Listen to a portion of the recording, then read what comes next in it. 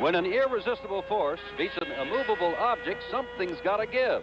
Something's got to give, and something will give this afternoon here in Baltimore. The Pittsburgh Steelers against the Baltimore Colts.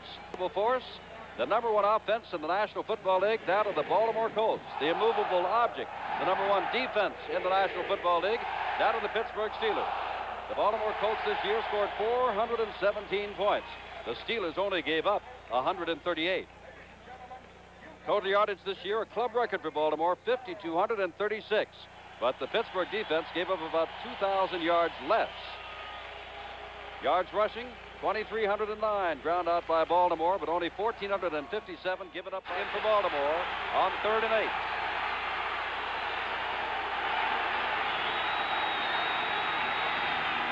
Bradshaw going deep for Lewis. He is there. He's got it. And he will score. 3rd down, 8 from the 24-yard line. A 76-yard pass.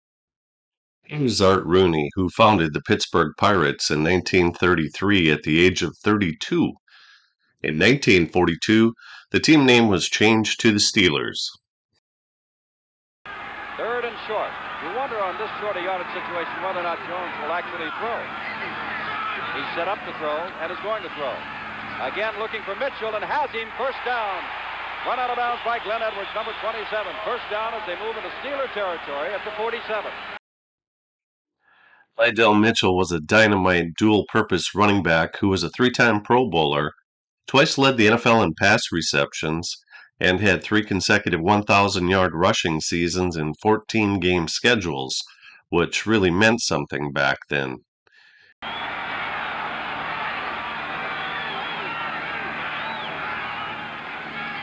Burt Jones going on first down, looking for Roger Carr, maybe underthrown, and it is picked off by Mike Wagner. Wagner's across the 20, holding the ball out like a loaf of bread, and Roosevelt leaks, and Burt Jones makes the tackle. Burt Jones was the 1976 NFL MVP. He was the second overall draft pick in 1973. Coincidentally, his father, running back Dub Jones of the Cleveland Browns, was also the second overall pick in the 1946 draft.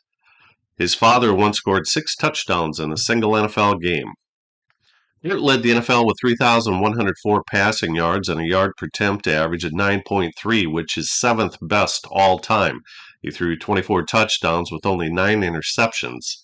I don't think that I've ever seen a quarterback run 35 yards down the field to assist in making a tackle on an interception. Bradshaw, lots of time, gets it away for Lewis. He's got it.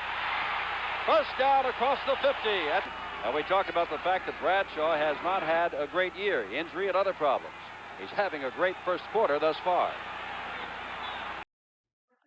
The reason that Terry Bradshaw's statistics are so low is because he missed 2 games due to a neck injury sustained on this play. He also missed 3 more games with a broken wrist.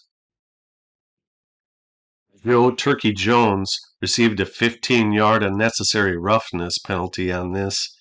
Bradshaw later said that he thought his neck was broken.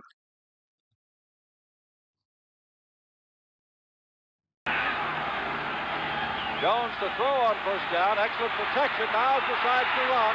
Gets the ball to Mitchell. Steps around Jack Ham. Inside the 25. Down to the 20-yard line goes Lydell Mitchell. First down, Baltimore. Glenn Edwards makes the tackle. Beautifully conceived play. It's a play-action pass. It's the kind of play you dream of if you're a quarterback. He gets great protection. You see Lydell Mitchell just hanging around. He sees Jones in trouble. Everybody's covered downfield. Linebackers have dropped. They've forgotten Mitchell. When he gets out in the open, man, he is tough to bring down. Nobody has scored a touchdown on Pittsburgh in the first quarter over the last 29 straight regular season games. Dallas did it in Super Bowl X. No one has scored a touchdown rushing against the Steelers in the last 9 games in any time.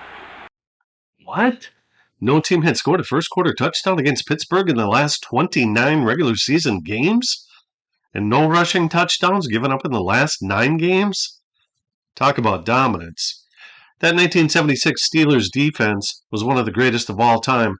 In 14 regular season games, they had 5 shutouts, held 2 teams to 3 points, and another to only 6 points. Jones to throw, looking for Carr all the way. He is there. Touchdown! I'm telling you. Bert Jones, flat on his back, gets up to see what happens. Once you get it inside that 25-yard line, you can pretty much be assured they're going to play some sort of a man defense.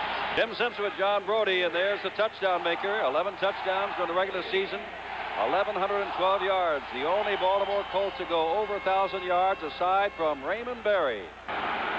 From ground level, watch Pugh track this one down. It's not going to be Pugh. It's going to be T. Bell, the rookie. And Bell has got some open space. Ricky Thompson and Tony Linhart after him, and it's going to be Thompson, the speedster, who knocks him out of bounds.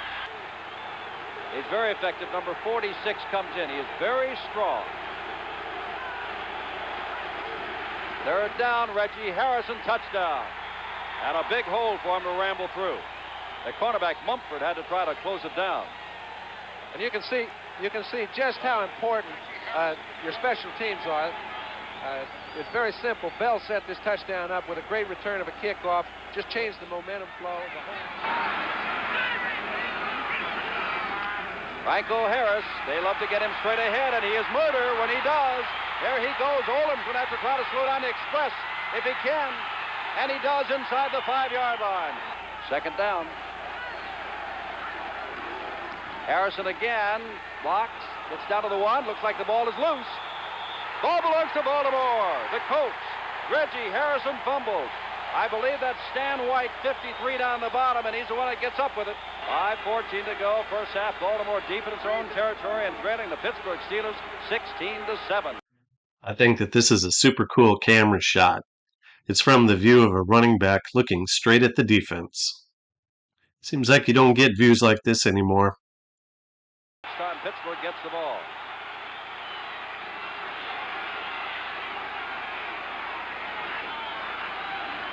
Lydell Mitchell bursts out, gets out across the 10-yard line, near a first down. It'll be second down and a yard to go.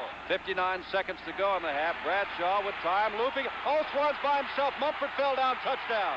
Lloyd Mumford fell down. Swann must have been 15 yards behind him, in the clear. And the Colts are standing around, hands on hips, the defense, and very discouraged and slowly walking off the field. They're a little down right now, but you can see he fell down. He was trying to bump Swann when he made at the point where he... When's the last time that you've seen a backup center kickoff? That would be never. Pretty sure that the 12-year vet Ray Mansfield is the only one to do it. Of course, he kicks the ball out of bounds. What'd you expect? 26-7 the Steelers, and they are on the move at the Baltimore 45 with the first down. Bradshaw showing a willingness to put it in the air, and why not? He's going for Lewis. Back there's Olam. It's Lewis who plays the ball. Olam was playing the man, and Olam said I was pushed. Bert Jones to throw on first down. Across the middle, Raymond Custer, first down, 44-yard line. Roger Carr operating out of the backfield this time. They're going to put it down to Carr, who's got the speed but will not get to it. On a wide to the right. Bradshaw. There was a blitz on, and there's a catch made by Lynn Swann at the 27-yard line. And Swann took quite a rap. First down. I'm sure Lynn will be all right, Jim. How many times have you seen him make catches like this? Last week, he took a very nip-and-tuck battle with Houston and turned it into a 21-0 game.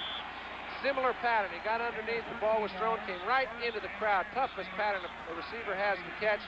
He caught it getting hit. Hugh has gone out. Over the middle, touchdown, Lynn Swann, his second of the day. It was just another day at the office for Lynn Swann, who had 5 catches for 77 yards and 2 touchdowns, and Terry Bradshaw, who was 14 of 18 passing for 264 yards and 3 touchdowns. These two guys were just amazing each and every postseason. Clock is running, 10:50 left. Roosevelt leaks, touchdown. And for the second time in the game, Baltimore gets in the end zone. And as you watch this, no one has scored a touchdown rushing against the Steelers in the last 9 games and 3 quarters until this one. Bradshaw swinging it out there to Fuqua. Fuqua turns it upfield. That's Brian Salter who's got the chance, but he's got the first down inside the 10-yard line.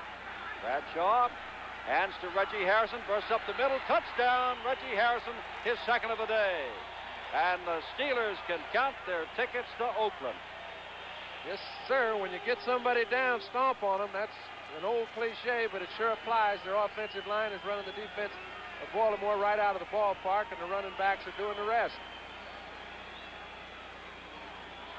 Backup center Ray Mansfield came into the game again to kick the extra point to make the final score 40-14. If you enjoyed this video, click the like button and share it with someone. Check out my other NFL playoff games from my playlist by the same name.